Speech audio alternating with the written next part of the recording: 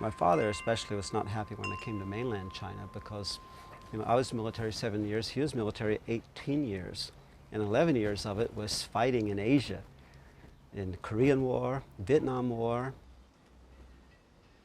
He's not too happy about that.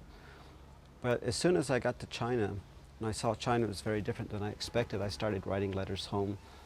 I've been doing it now for 26 years, writing a newsletter, sort of humorous letter home called Off the Wall, Life in China, and just explain what it's like here. And say, yeah, it is true. China has a lot of problems, but any country this big, this many people, and so poor, it's going to have a lot of problems, but it's also got a lot of good.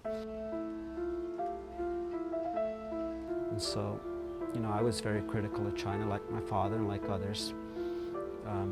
But as I learned more about China and began to see what Chinese people were like, I thought we really should be helping China, not fighting it, and so it was really encouraging to me as my father. The last time I saw my father, that's what he told me. First Christmas, we were so excited. We found this, they use these little trees in bars, not for Christmas, but we bought it and used it for that. This is my Chinese teacher. This is cooking. We had 30-something foreigners in one tiny place, and they gave us that one thing for 30-something foreigners to cook on. Actually, I wrote the book about Quanzhou because of Xi Jinping.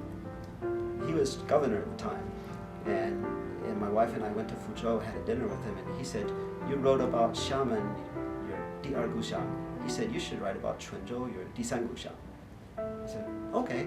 So now I've written 10 books about Fujian, but he would never remember that. He won't remember me, but I remember that.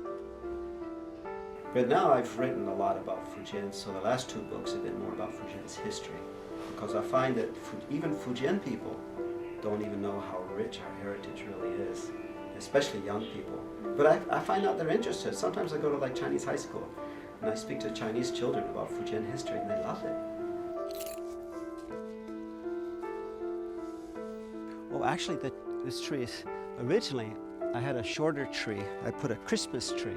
We got the live tree for Christmas, and then after Christmas, I planted it here, and it got about that tall. Now it's taller than the whole building.